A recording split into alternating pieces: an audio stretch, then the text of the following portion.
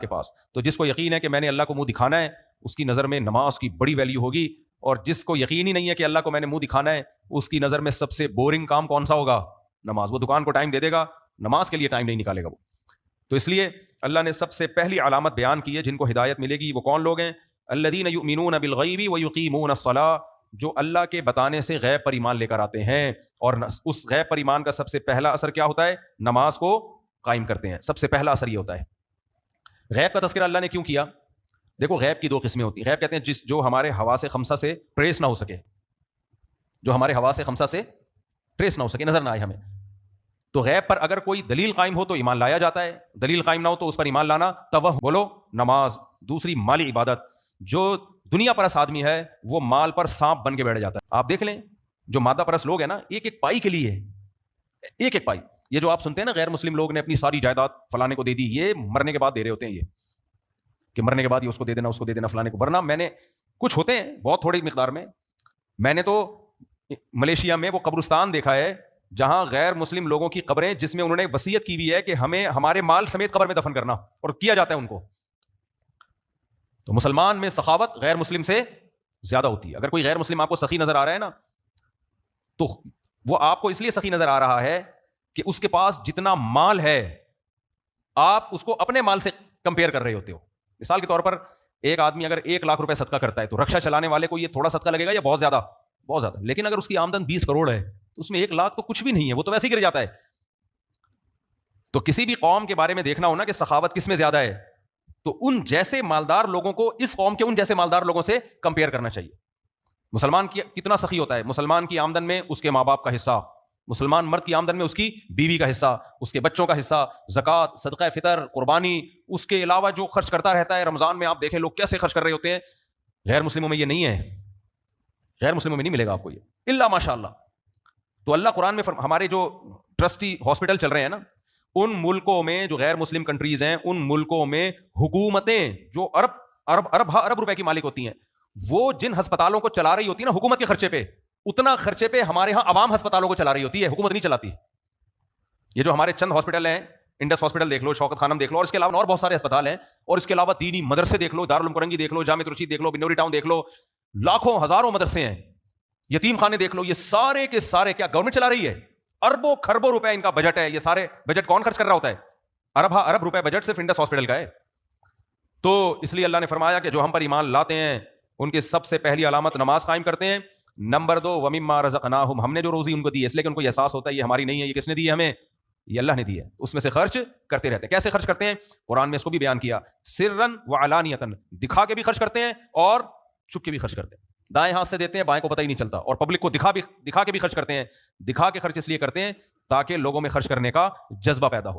اس لیے ہم نے علماء سے سنا ہے کہ اپنی اولادوں سے بھی صدقات کروانے چاہیے تاکہ ان کو دینے کی عادت پڑے. ہر وقت یوں کر کے نہ بیٹھے رہیں, وہ پیسے دے دو پیسے دے دو. بچے یہی چل رہے ہوتے ہیں, ابا پیسے دے دو, گٹکے کے پیسے دے دو, پان کے پیسے دے دو, ہر چیز کے پیسے. خرچ کرنے والا مسلمان کبھی بھی کنجوس نہیں ہو سکتا, یہ خوب سمجھ لو. تو اس لیے اللہ نے یہ 2 علامت, میں اس کو زیادہ فوکس اس لیے کر رہا ہوں کہ قرآن شروع یہیں سے ہو رہا ہے. قرآن شروع ان 2 علامتوں سے ہو رہا ہے. آج ہمارا مذہب حلوے مانڈو کا مجموعہ بن چکا ہے. کھانا ادھر سے کھا لو, ادھر سے کھا لو, ادھر سے کھا لو, ادھر سے کھا لو, فلانے کے حلوے, پونڈے, اور یہ بریانیاں اور یہ سب چیزیں بن چکی ہیں. تو مسلمان کے اندر 2 صفات کا ہونا بہت ضروری ہے. یہ اس کی علامت ہے. اور یہ کس کے لیے کرے گا یہ کام؟ اللہ کے لیے. بے نمازی مسلمان نہیں ہو سکتا, اور کنجوس کمبخت مسلمان نہیں ہو سکتا. صحابہ تو ایسے سخی تھے. ابو طلحہ انصاری رضی اللہ تعالیٰ عنہ نبی کے پاس آئے, یا رسول اللہ نے قرآن میں فرمایا کہ تم نیکی کی حقیقت کو اس وقت تک نہیں پہنچ سکتے جب تک محبوب چیز اللہ کی راہ میں صدقہ نہیں کرتے. یا رسول اللہ, میری محبوب چیز تو میرا باغ ہے, اللہ کی راہ میں صدقہ. پورا گارڈن, پورا باغ جو سورس آف انکم تھی اٹھا کے صدقہ کر دیا.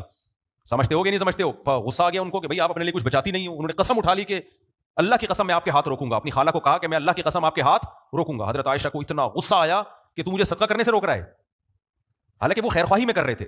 اتنا غصہ آیا, فرمایا اللہ کی قسم میں تجھ سے کبھی بات نہیں کروں گی. قسم اٹھا لی. پھر بڑے بڑے صحابہ نے سفارشیں کر کے آپ سے قسم توڑوائی.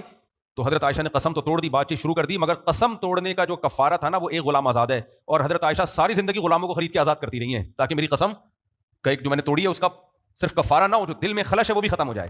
تو وہ لوگ ایسے تھے میرے بھائی. اور آج مسلمان کیا ہوتا جا رہا ہے, سخاوت تو دور کی بات, جو واجب حق ہے نا دوسرے کا وہ بھی نہیں دے رہے ہوتے. کسی سے کوئی چیز منگوا کے دیکھ لو, آپ سے کوئی بولے نا یہ فلانی چیز لے کر آؤ, آپ لے کر آ گئے, پھر وہ کہ پیسے دے دو, کل لے لینا, پرسوں لے لینا, ترسوں لے لینا. اتنا سڑاتے ہیں نا بندے کو, آدمی کو دماغ خراب ہونا شروع, ڈپریشن میں جانا شروع ہو جاتا ہے. یار اس کا حق ہے, پہلے پکڑا کیوں نہیں دیتے اس کو فوراً؟ خود فون کر کے پوچھو, خود بولو بھائی آپ کے کتنے پیسے باقی ہیں, دکانوں میں راشن والے کا حساب دیکھ لو, دودھ والے کا حساب دیکھ لو, مکانوں کے کرائے دیکھ لو, یہ تو اس کا واجب حق ہے نا, وہ نہیں دے رہے ہوتے. کرایہ دار یاد دلا کے, مالک مکان یاد دلا کے تھک جاتا ہے. آج جو لازم بہنوں کی وراثت نہیں دے رہے, بیوی کا مہر نہیں دے رہے, کام کروانا ہوگا فوراً کروا لیں گے, پھر پیسے دینے میں کیا کرتے ہیں, ترسانا شروع کر دیتے ہیں. تو اللہ تو حکم دے رہے ہیں کہ ینفقون, دوسرے کا پیسہ تو دینا ہی ہے, اپنا بھی دوسروں پہ خرچ کرنا ہے. اس لیے میرے بھائی قرآن جو ابتدا کر رہا ہے نا دو صفات سے, عورت کے لیے بھی حکم ہے وہ سخاوت کرے, مال جمع. آج خواتین سونا جمع کر کے رکھتی ہیں, ہم سے پوچھتی ہیں زکات کیسے دوں میں, سونا بیچنا پڑے گا. یار خوشی خوشی بیچو سونا بھائی, خوشی خوشی بیچو, جان نکل رہی ہے اس سونے میں, اٹکی ہوئی ہے جان. اس لیے دنیا کو جب تک مسافر خانہ نہیں سمجھو گے نا, بات کھوپڑی میں آئے گی نہیں. دنیا الذین یظنون انہم ملاقو ربہم, اللہ کہتے ہیں جن کو یقین ہے نا اللہ سے ملنا ہے, وہ دنیا سے دل. آگے اللہ تعالیٰ نے ان آیات میں نا سورہ بقرہ جو قرآن کی ابتدا ہو رہی ہے, ایک بہت اہم ترین آیت ہے جس میں تمام انسانوں کو خطاب ہے, جس سے آپ کو اسلام سمجھ میں آئے گا. واٹ از اسلام؟ یا ایھا الناس, اے لوگو, اعبدوا ربکم, اپنے رب کی عبادت کرو. یہ بھی دنیا میں جو مذہب بیزار لوگ ہیں ان کے لیے سب سے بورنگ کام رب کی عبادت. کہتے ہیں تعلیم کو فوکس کرو, ٹیکنالوجی کو فوکس کرو, یہ کرو وہ کرو. عبادت نجی مسئلہ ہے, ہر مذہب میں کچھ لوگ عبادت کرتے ہیں, کچھ عبادت نہیں کرتے, تو چلو ٹھیک ہے کر لو, ٹھیک ہے نہیں کرو تمہاری مرضی ہے. اللہ کہتے ہیں نہیں, یا ایھا الناس, اے ساری دنیا کے سارے انسانوں, چاہے ہندو ہو, سکھ ہو, مسیحی ہو, یہودی ہو, ملحد ہو, ساری دنیا کے سارے انسانوں, اعبدوا ربکم, غلامی تم نے کس کی اختیار کرنی ہے؟ اللہ نے اللہ کا لفظ استعمال نہیں کیا کیونکہ اللہ کو اللہ کہنے میں انسانوں کا اختلاف ہے. کیا خیال ہے؟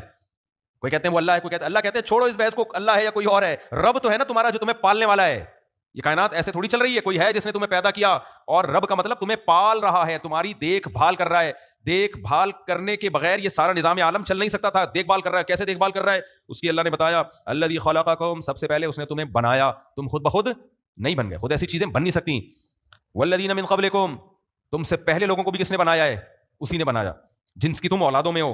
اور وانزل من السماء ماء, یہ جو اس دنیا میں نظام بنا ہوا ہے نا, آسمان سے پانی برس رہا ہے, اس نظام کو بنانے والا کون ہے؟ ہر جگہ ہر خطے پہ تھوڑی دنیا میں چاند پہ بارش ہوتی ہے بھائی, مریخ پہ بارش ہوتی ہے. بارش صرف کہاں ہوتی ہے؟ حیات صرف کہاں ہے؟ زمین پر. اور قرآن کہتا ہے وجعلنا من الماء كل شيء حي, ہر زندہ چیز کو ہم نے کس سے بنایا؟ پانی سے. اس پانی کا انتظام ایسا کیا, ایک سمندر بنا دیا کڑوا, لیکن اس سمندر سے بادلوں کو اٹھاتا ہے اور پوری دنیا میں برساتا ہے. اللہ کہتے ہیں یہ رب ہے جس کی عبادت کا میں تمہیں حکم دے رہا ہوں. بہت سے سائنسدان پڑھے لکھے لوگ کہیں گے کیا عبادت, کیا دقیانوسی. اللہ کہتے ہیں یہ صرف یہ ریسرچ کر کے یہ بتا سکتے ہیں بارش کیسے ہوتی ہے, پانی ہائیڈروجن ڈائی آکسائڈ کیسے ہے. یہ سارا نظام چلانے والے یہ نہیں ہے. نظام چلانے والا کون ہے؟ رب ہے جس نے تمہیں پیدا کیا, اس کی عبادت کرو. وہ ہم سب کا مشترکہ رب ہے. وانزل من السماء ماء فاخرج به من الثمرات رزقا لكم, اور اس پانی سے طرح طرح کے پھل پیدا کر دیے اس نے. یہ بھی کتنی عجیب بات ہے یا نہیں؟ پانی برستا ہے, گوبر اور مٹی کے ملاپ سے گندم پیدا ہوتی ہے اس پانی سے. گندم کو دیکھو, گوبر مٹی کو دیکھو, پانی کو دیکھو کوئی مناسبت ہے؟ پانی برستا ہے, گوبر مٹی ملتی ہے, اس سے جو پیدا ہوتی ہے, اس سے گھاس پیدا ہوتی ہے, اسی سے خربوزے پیدا ہوتے ہیں, اسی سے تربوز پیدا ہوتے ہیں, اسی سے کینو پیدا ہوتے ہیں, اسی سے انار, مالٹے, طرح طرح کے ثمرات کا مطلب بے شمار طرح کے پھل اور ثمرات, نتائج پیدا ہوتے ہیں. رزقا لکم, جس کو تم کھاتے ہو. یہ پانی کی بنی ہوئی چیزیں خود بخود نہیں بن رہی. کون بنا رہا ہے؟ اللہ. تو اس کی عبادت نہیں کرنی چاہیے. ہر ایک کے لیے ٹائم ہے, اس کے لیے تمہارے پاس ٹائم. یا عبادت کا مطلب صرف نماز روزہ نہیں ہے, مکمل اس کی غلامی میں آ جاؤ, اپنے آپ کو حوالے کر دو اس کے. فرمایا فلا تجعلوا للہ اندادا, اور اس خدا کے ساتھ کسی کو شریک مت کرو. غیر مسلموں میں نے کیا کیا؟ جو ملحد ہیں وہ تو مانتے ہی نہیں خدا کو, ان سارے دلائل کا انکار کر دیتے ہیں, اور جو مانتے ہیں وہ اس خدا کے ساتھ دوسروں کو شریک ٹھہرا لیتے ہیں. تو جو محبت خدا کو دینی چاہیے, گائے کو دے دی, بتوں کو دے دی, چوہوں کو دے دی, بندروں کو دے دی, سانپ کو دے دی, سورج کو دے دی, چاند کو دے دی. اللہ کہتے ہیں لا تجعلوا للہ اندادا, اللہ کے برابر کسی کو مت ٹھہراؤ. یہ کوئی بھی اس کائنات کو بنانے میں اور چلانے میں اللہ کے ساتھ شریک نہیں ہے. سب تمہاری طرح مخلوق ہیں, عاجز ہیں. کیوں ان کے سامنے جھکتے ہو؟ تم اشرف المخلوق ہو, سب سے برتر ہو. سب سے برتر جھک کس کے سامنے رہا ہے؟